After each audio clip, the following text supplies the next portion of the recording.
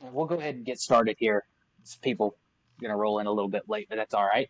Um, Everybody that's on already, thank you guys so much for coming to the second webinar of the year. As a reminder, we do these webinars bi-monthly, so there will not be one for May, but there will be another one in June, and we'll have that posted out what that topic is going to be here in the near future.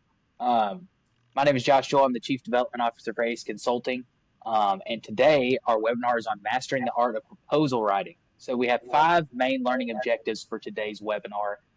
Number one, how to analyze RFPs. Number two, the must-have sections for a strong, easy to navigate proposal. Number three, writing techniques to make your proposal persuasive and beneficial and benefit focused. Number four, editing and review strategies to catch errors and boost professionalism. And number five, smart follow-up practices to leave a lasting impression. So today we have Kyle Thacker who will be presenting on this topic. He's our Director of Government Procurement. So Kyle's been doing this a long time. Kyle is in charge of all proposal writing for ACE Consulting. He's got a team underneath him of technical writers that he works with every single day. And he fosters relationships with the National Park Service, the VA, any government agency essentially that we submit a technical proposal for. Kyle is at the forefront of that, in the face of that operation. So Kyle, thank you for being on today. He's a graduate of Eastern Kentucky University with a bachelor's degree in construction management. He started his career working as a PM and estimator for Churchill McGee before coming on board to ACE in 2019. Since coming on board, Kyle has worked in every sector. He initially started working with me, and he's went to every single sector of our business before landing in the position that he is now in 2021. Now, the interesting thing about when Kyle transitioned to his current role in 2021 was that we had just now started the process of getting our GSA schedule approved. And so Kyle was able to go through that entire process of getting our schedule approved, which took quite a while, which Kyle can expand on. But Yes. that was greatly beneficial to him and to us to have somebody in that position walking through that process to help understand the ins and outs of government procurement. So it's awesome that we have Kyle here today. Lastly, if you have any questions, just post those in the chat, and we should have some time at the end. Kyle has built in a little bit of time. Hopefully, we get some good questions, and we can do a little bit of a Q&A with the time that we have left. So I think with that, Kyle, I'm going to hand it over to you, and you Okay. can get going. That sounds good. Well, again, I thank you for having me, and we appreciate everybody's time here today. You know, to Josh's point, starting out, anytime you're writing a technical proposal or putting together content of any kind, it can be a very daunting challenge for people for a variety of reasons. And so, hopefully, as we kind of go through this, even if you've been working in the proposal sector for a while, or maybe you're new with your company, hopefully you'll have some nuggets that you can take away here. So let's dive right in. So just to kind of kick things off here, when we think about why proposals matter, they matter for a whole host of reasons. If you're on any sort of contract basis, ultimately what you're trying to do is you're trying to win new business, right? You're trying to reach your customers where they're at. It's a very unique, I think, opportunity to blend elements of both a traditional cost estimate, say for like a general contractor, to providing a real technical aspect of, how you're going to carry out the day-to-day operations of your company if awarded. So, ultimately, your proposal is going to demonstrate your credibility with your audience. You're going to basically paint out for them how you want to go about from start to finish, and really build that rapport with them. It demonstrates your value, your expertise, and one of the things that I've come to notice over my time doing this is, when you think about competitive advantage between you and your competition, a lot of times you might be just as equipped as another company to actually go in and do the work, but it's all in how you sell it. There's a lot of elements to technical proposal writing that may go unnoticed if you're not careful. So, and then finally, why proposals matter. The funding sources vary. This is probably more prevalent in um, federal procurement, but it could be the same way for state and local opportunities. You know, when you're talking about how projects get kicked off there, again, I'm working the federal market, so where I'm thinking about is two boxes have to be checked. The first one is the funding appropriated, in which case, has Congress actually allocated those funds somewhere in the budgets? That's checkbox number one. Checkbox number two is, do you actually have authorization? Did Congress, did they give you the green light for, a VA hospital or something like that to be constructed?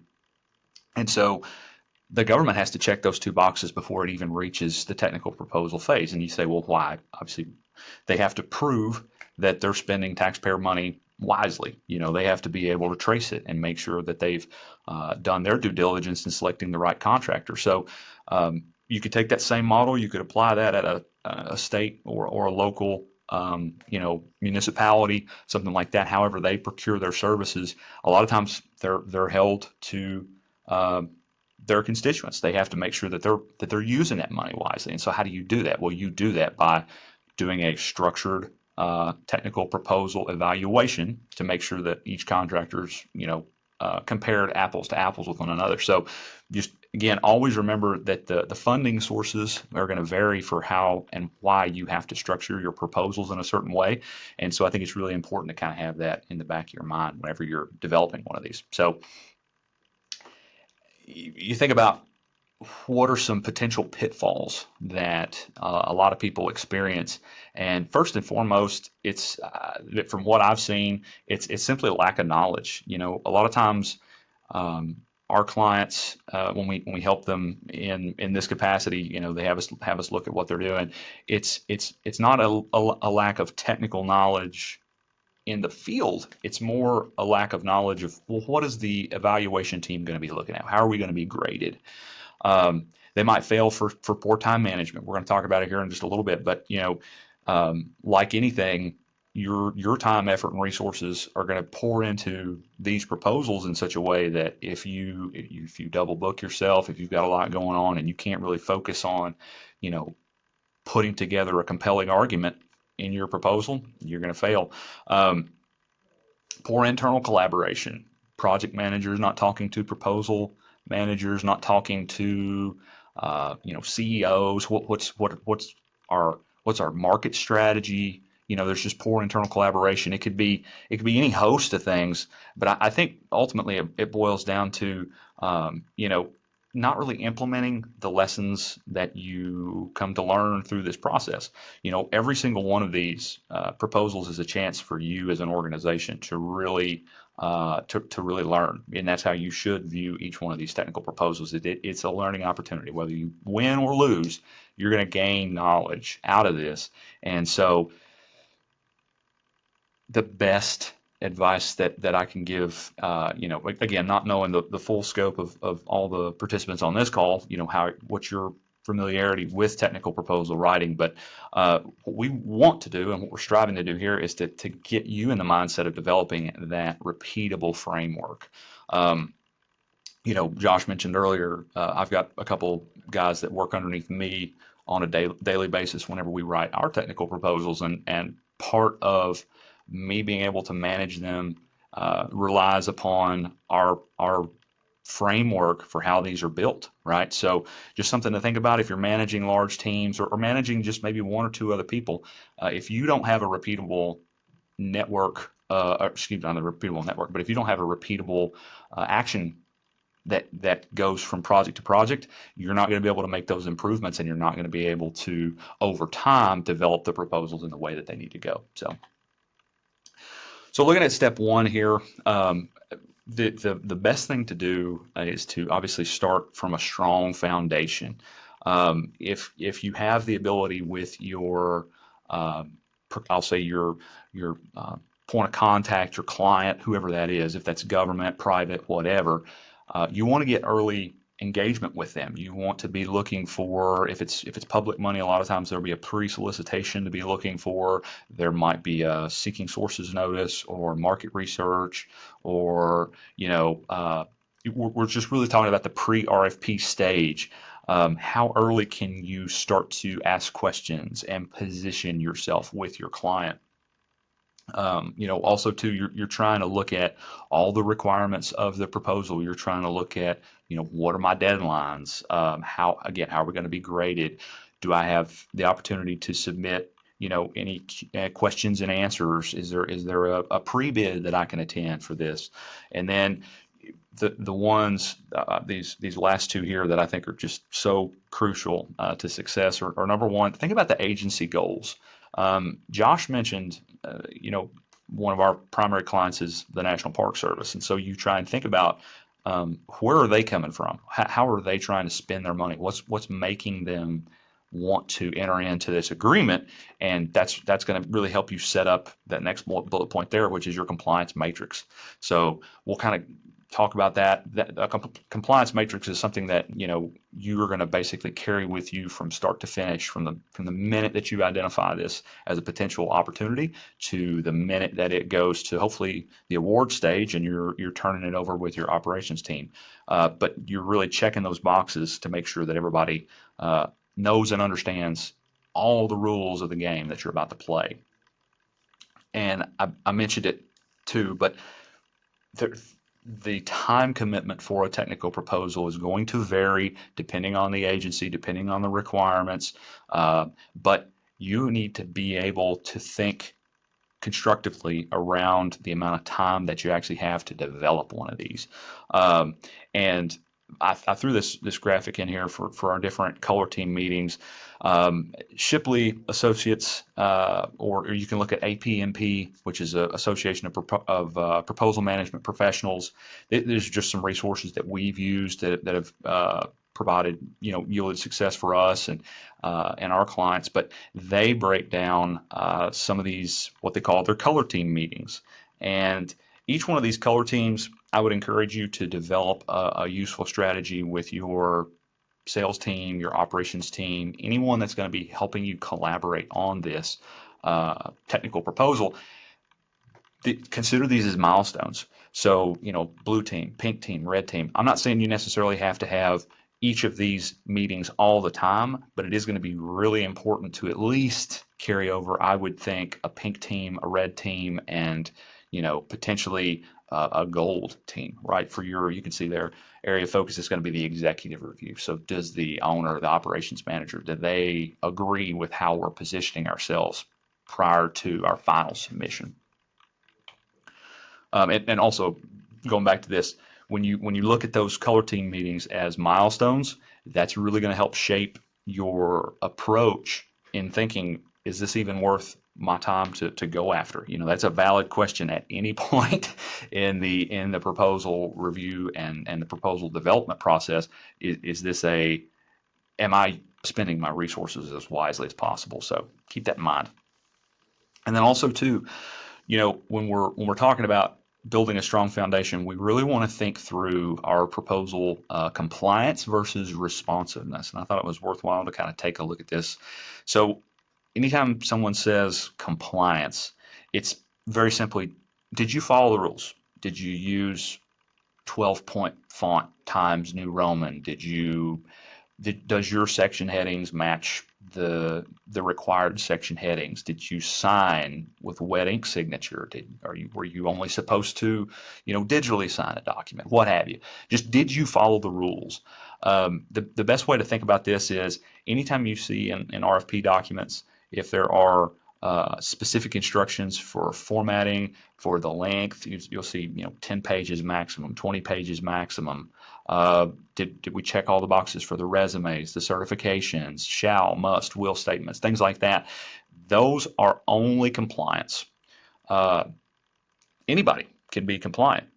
This is where a lot of people mess up, is they mistake compliance with responsiveness. So responsiveness is, did you address what we as the agency actually care about, right? It's answering the so what behind each of those compliance items. So, great, you submitted a resume with a client and it's your stellar candidate, right? Your project manager They've done 25 years in the field. They know this job inside and out. They've got every certification in the world. But are you answering that question of so what? Why does this actually provide a value to the end user? So, when we're thinking about responsiveness, we're trying to show those benefits, not just their features.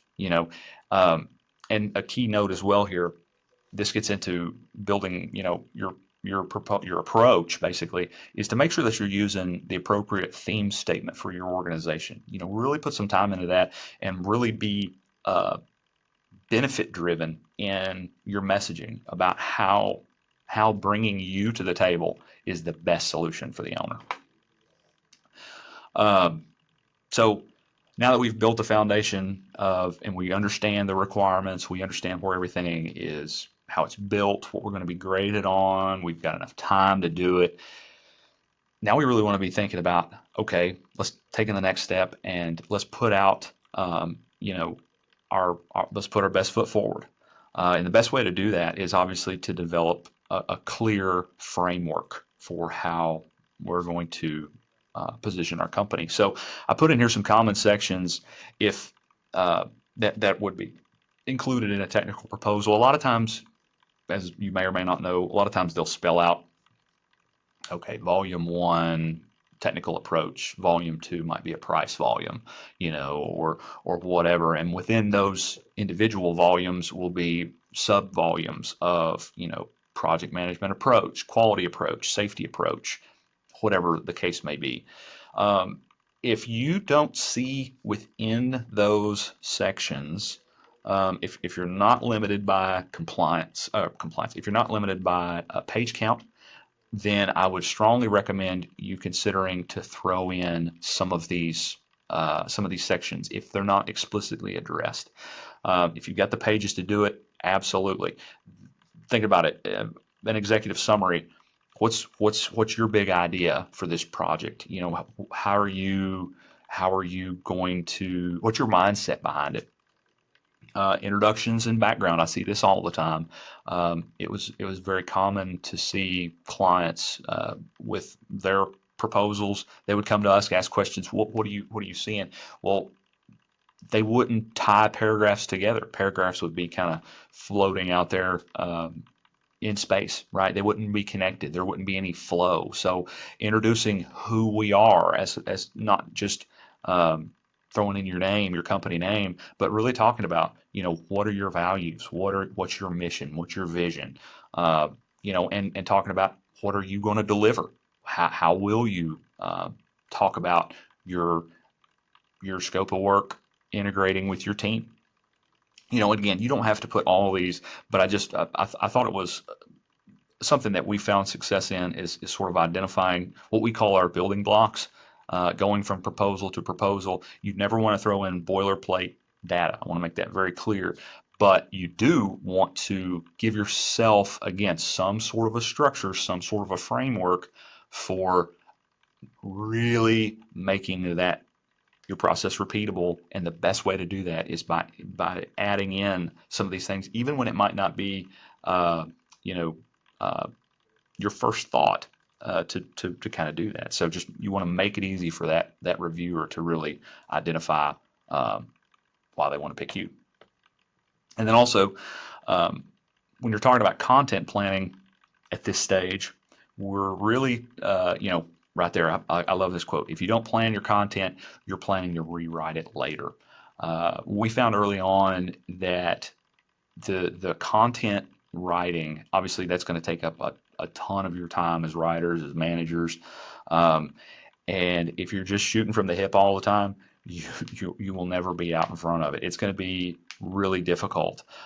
So, you know, make sure that as you're developing your approach that you develop a content plan. Some people call it a section plan or an annotated outline. I've heard people uh, talk about them as like a almost like a storyboarding type exercise, but you really want to spell out what is each section going to cover, how are we going to write it, what are our win themes, what messages are we going to include, things like that. Also, another one that really stands out here is where to add visuals.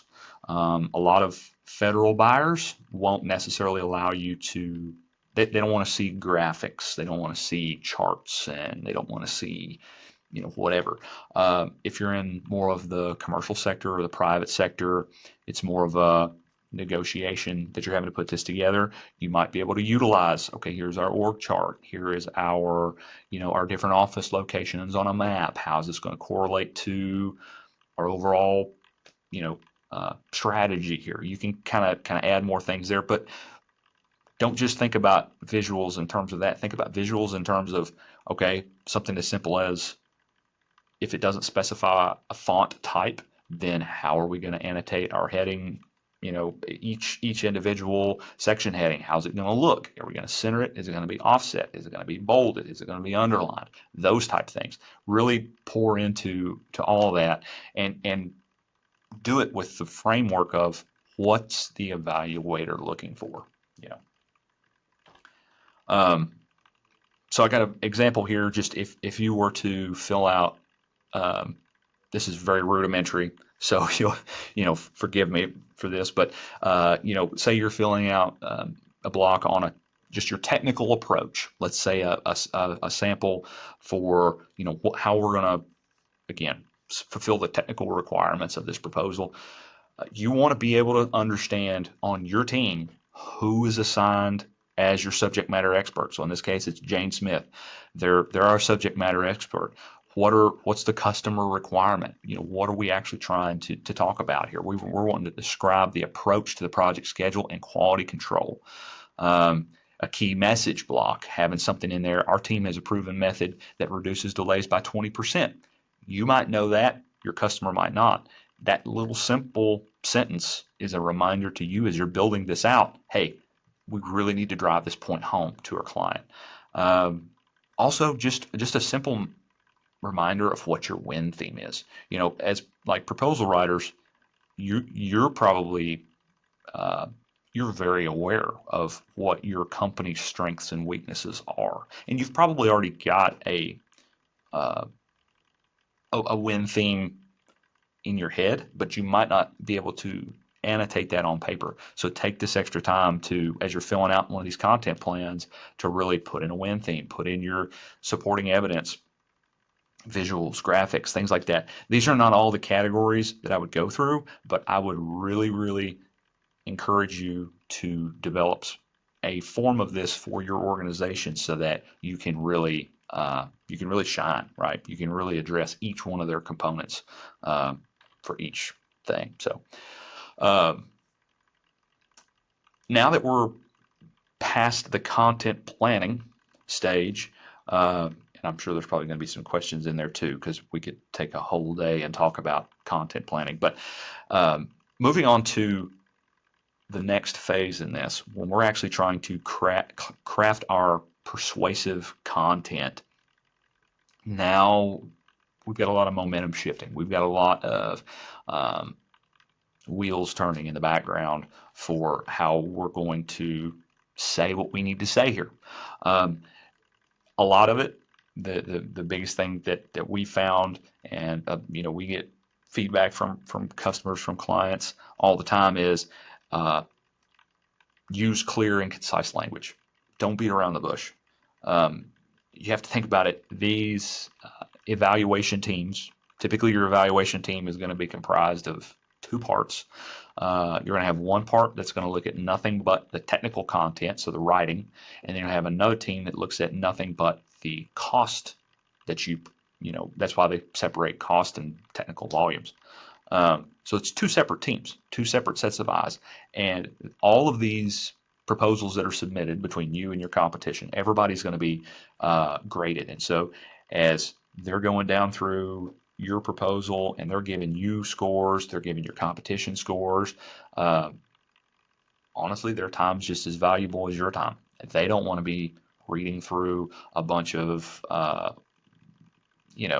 worded nonsense, to be quite frank about it. So you really want to make sure that you're concise and you're to the point. You want to highlight why bringing you to the table is going to really publish the best outcome possible, and being able to support it with the data, with stories, client testimonials, things like that.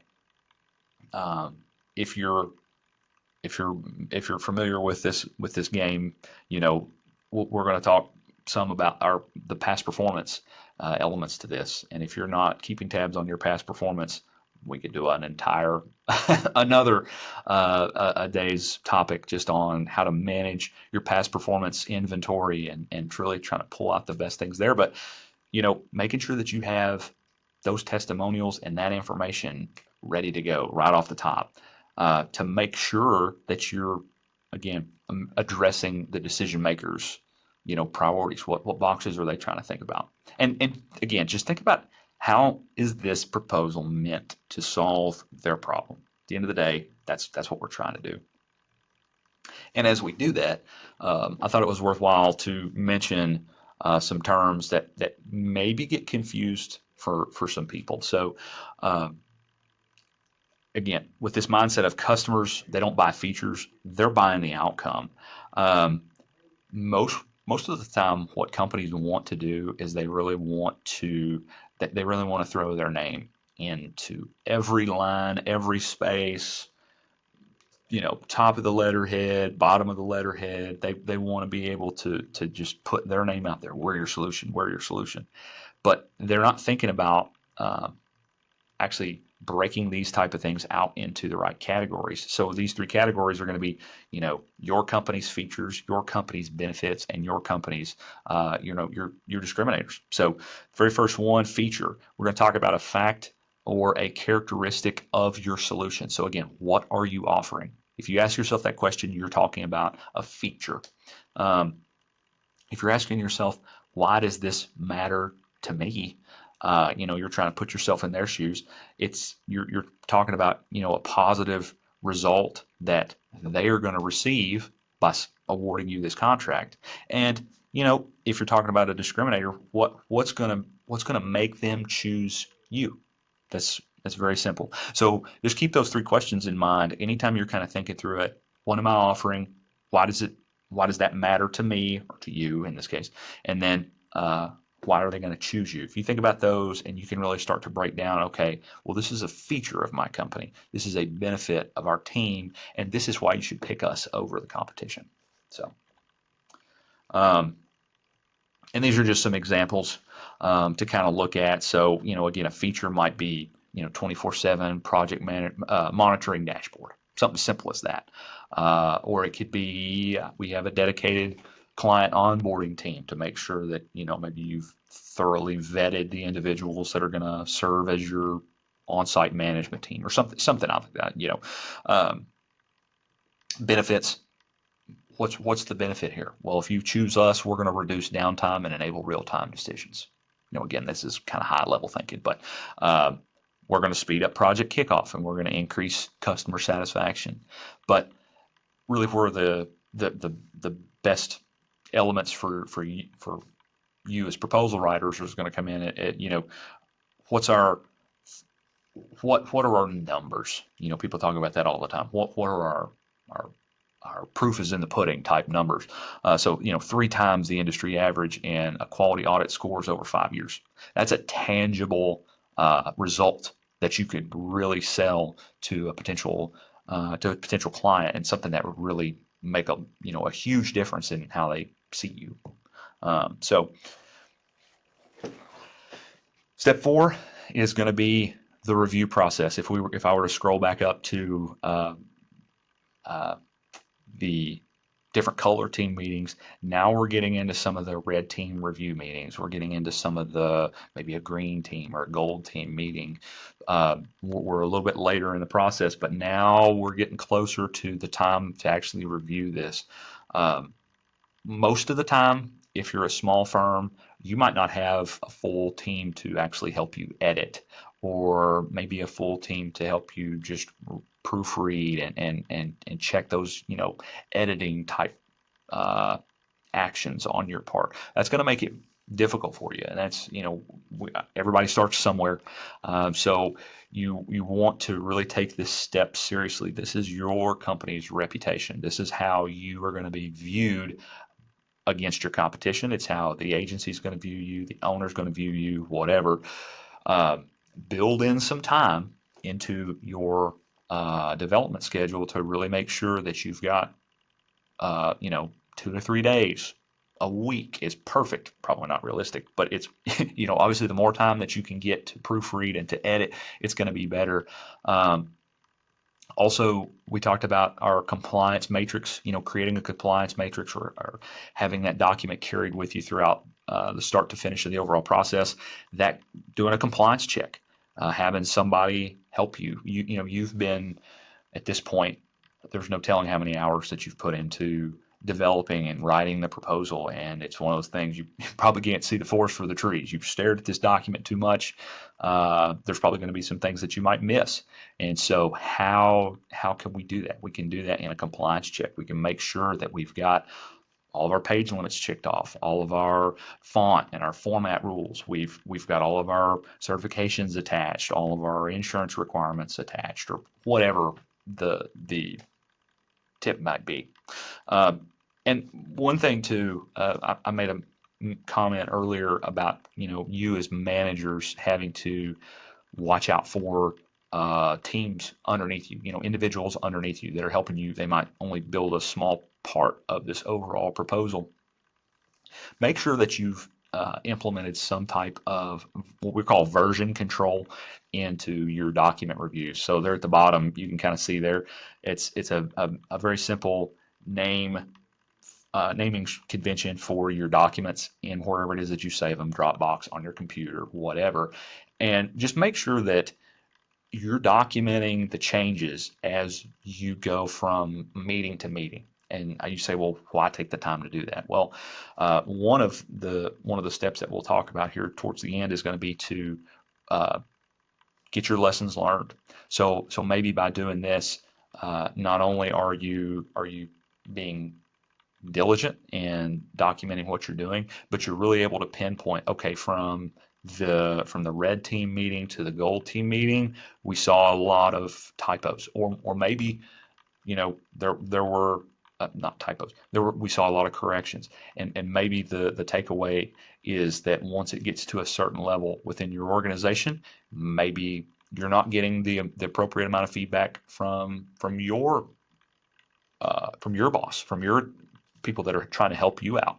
Maybe they're too busy or something, and it just gives you an extra proof point to say, hey, we're addressing a lot of these challenges early on, but once it gets to this particular stage, we notice, a lot of comments, a lot of this, a lot of that, and again, it just helps you as the writer to really be able to address that and to improve this process over time and manage your people. You understand if you had 5 writers help you with this, maybe they're editing the wrong version of the document, maybe they're not saving it properly, something like that. It gives you again a piece of data that you can improve on. So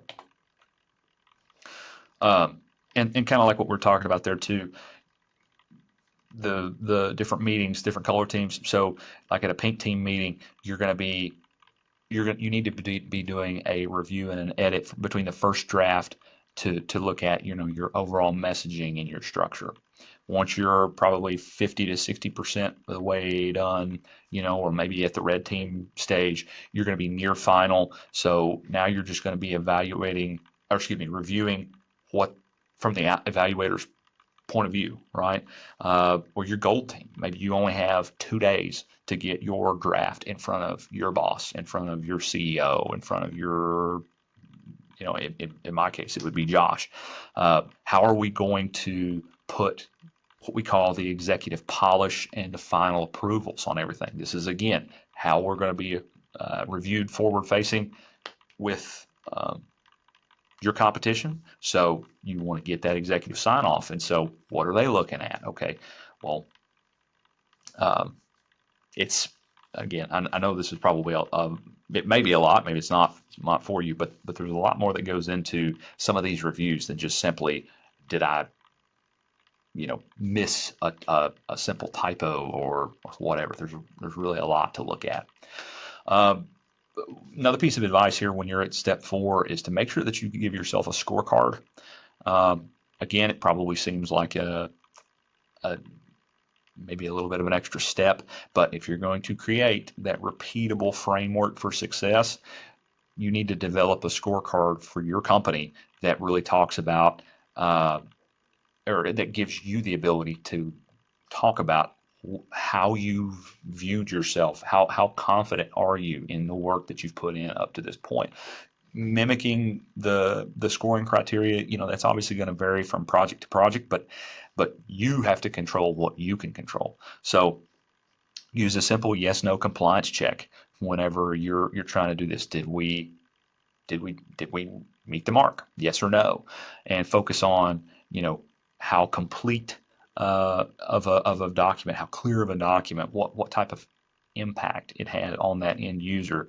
Um, and one thing that I would strongly recommend, especially if you're a smaller organization without the ability to really have an extra reviewer on your team, I would strongly encourage you to reach out to, I mean, again, our company, we do peer reviews, SME reviews, subject matter experts, but like make sure that you have somebody outside of your day-to-day operations that can help you uh, get a fresh set of eyes on this. Because again, you're staring at these things all day long.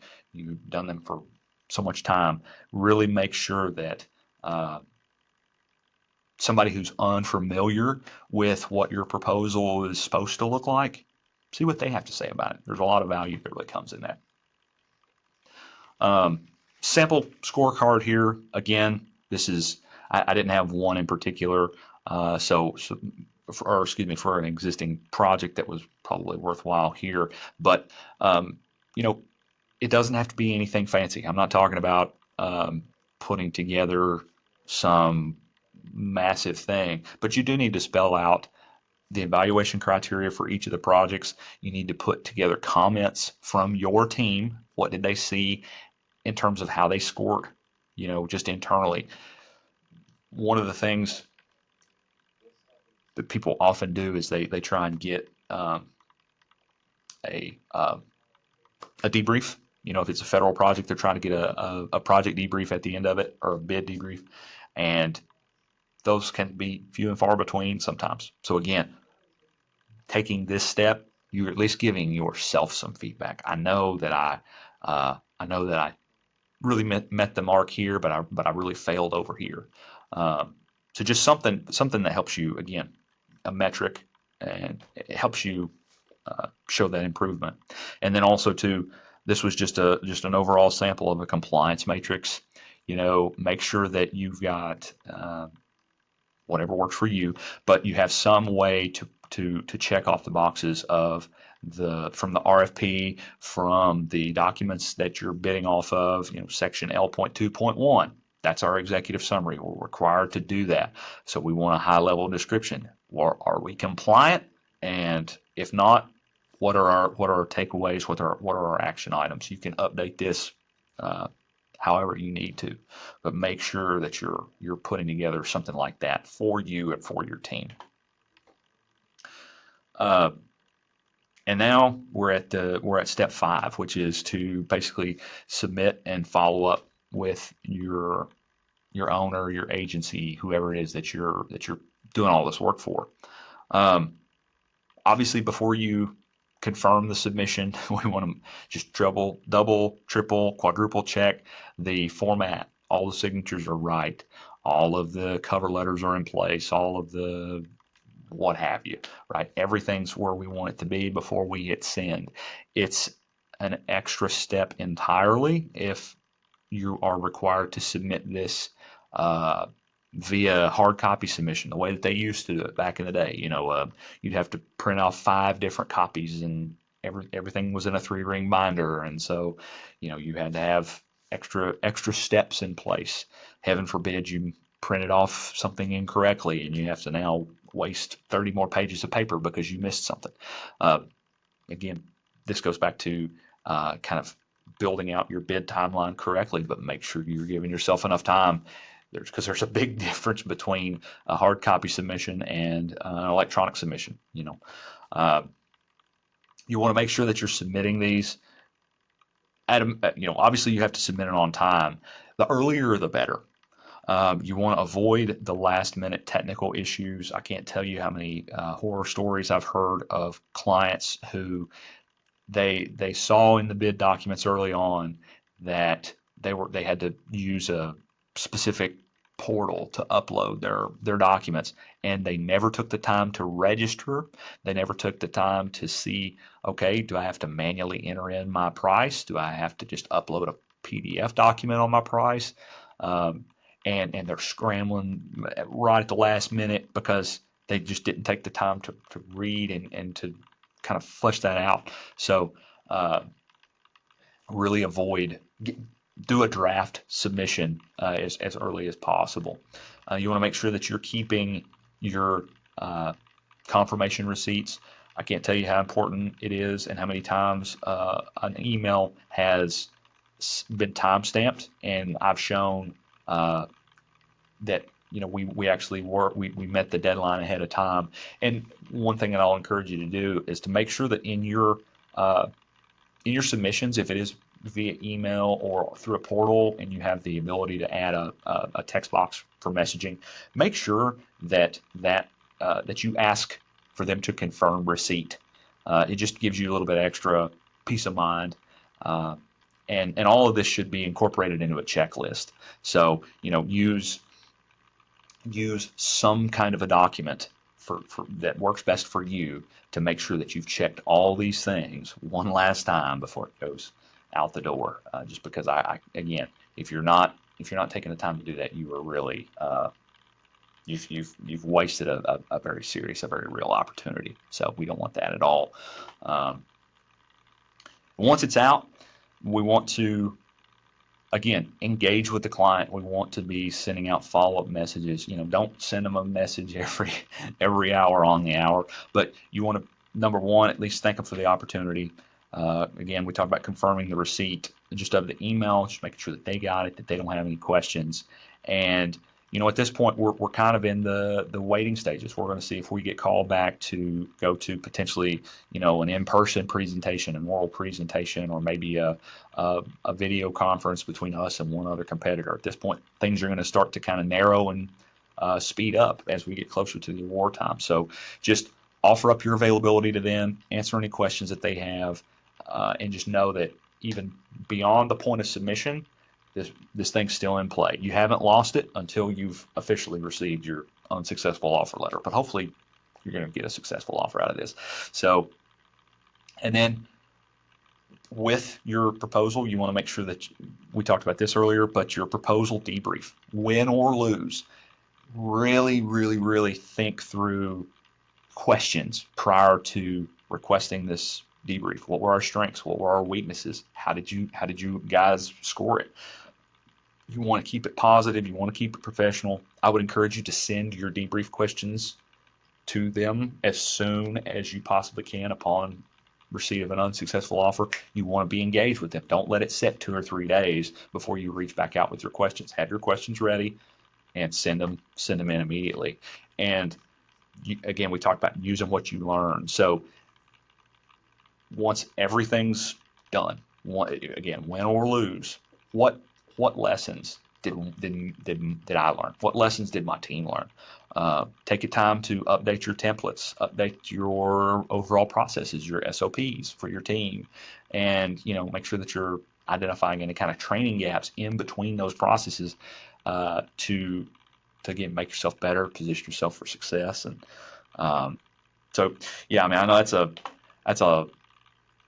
that's quite a bit to kind of digest there if you're not familiar with this. But just in summary, we're gonna at the outset of this, we want to make sure we're working off of a firm foundation. We want to understand the requirements as we get started. We want to develop a clearly structured proposal. We want to write persuasively, edit thoroughly, and then follow up professionally. Because at the end of the day, that equation still rings true every single day. Success equals preparation plus strategy plus the precision of your team. You can't increase your precision if you are not documenting where you're starting. Right? You have to be able to track that. And you have to be able to hold your team accountable and give them the tools necessary to kind of to build and to grow. So hopefully that's like I said, I know there's a ton of content there, and I'm hopefully Josh, as you kind of come back in here, I think hopefully that kind of paints a decent picture. A lot of these are more complicated than I think what some people may realize, and yeah, just something that we're happy to help with. So Thank you, Kyle. That was great. So I don't see any questions right off the rib, but I do have one, and I'm not trying to put you on the spot here, but uh, since you started this and you've went all the way through to where we are today within ACE, as far as our proposal writing process is concerned, what are a couple of key lessons learned that you've seen that we've learned over time that we yeah, used to do but we don't do now, or things that really kind of took us to the next level? the one that comes to mind immediately is our past performance inventory.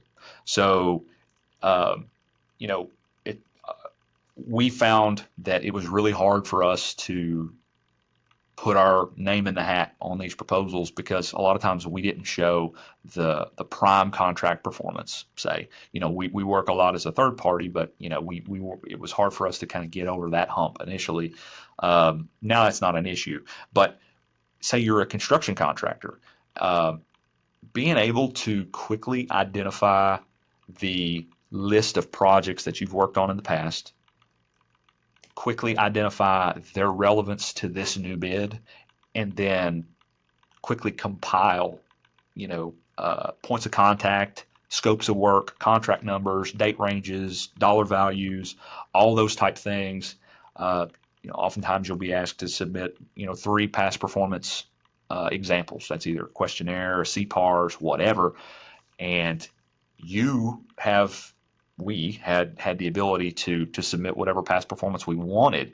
And so I think that was probably the biggest lesson learned for me is trying to develop and implement that. It's an inventory management system. How can we quickly get to the best past performance? How can we quickly reference all of those things to where I'm not wasting 2 days trying to find information on a project we finished a year ago? I think that was probably the one that jumps out the most, and then I'll say the runner up is the creation of our building blocks. Because as you and I know, we started off small. Um, it takes a lot of time. I forget the overall conversion, but I think it's for every 4 pages of content published.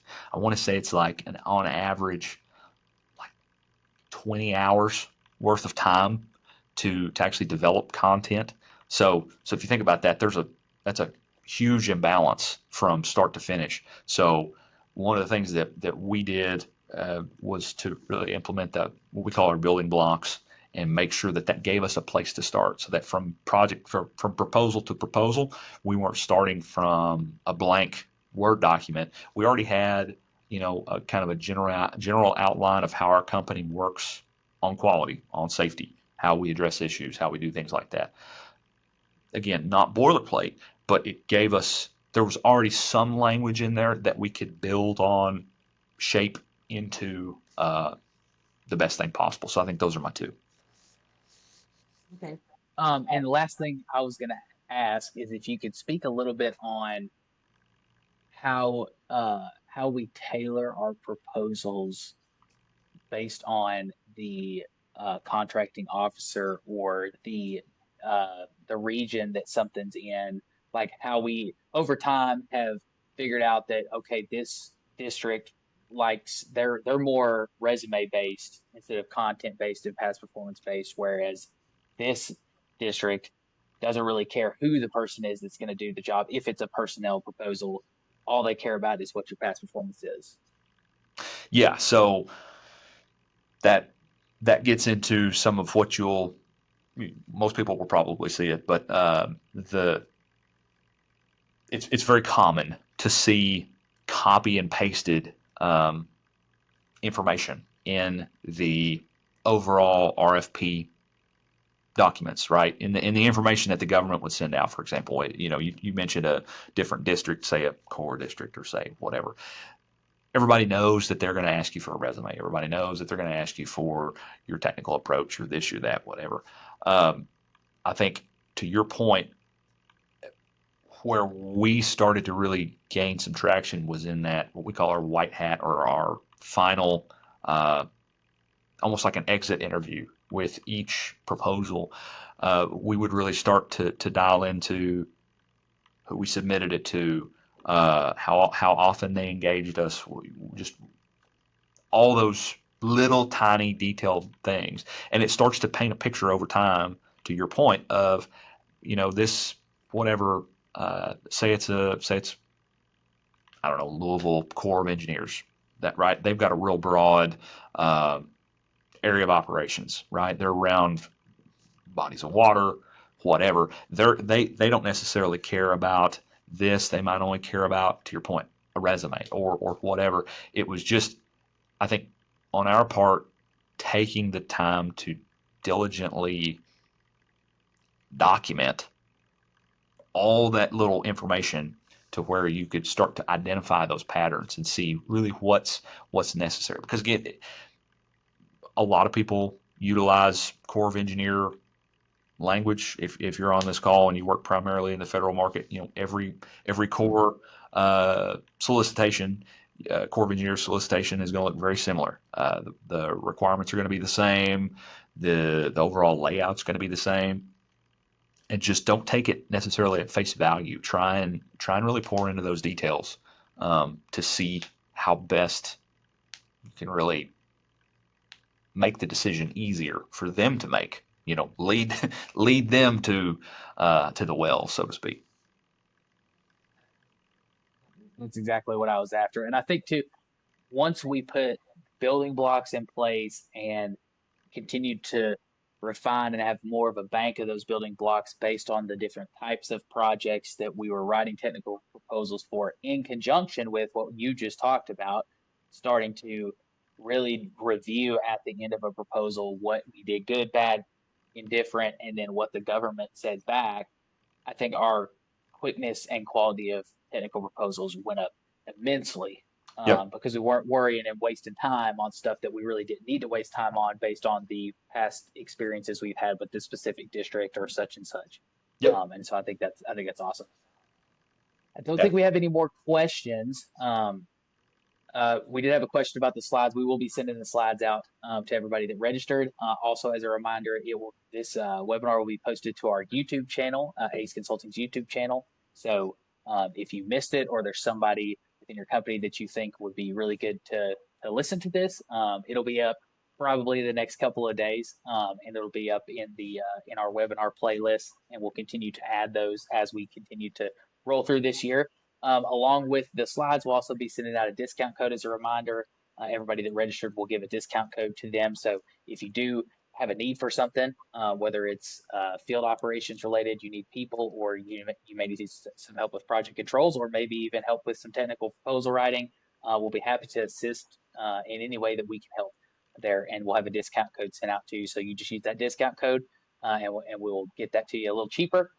And then also, if you do need a CEU certificate for being on this, just request it to us, and we'll send them out. We're not going to send them out to everybody that's registered. They take a little bit of time to make, but if you do need one for a specific reason, we have those available, so we can get one of those sent out to you as well.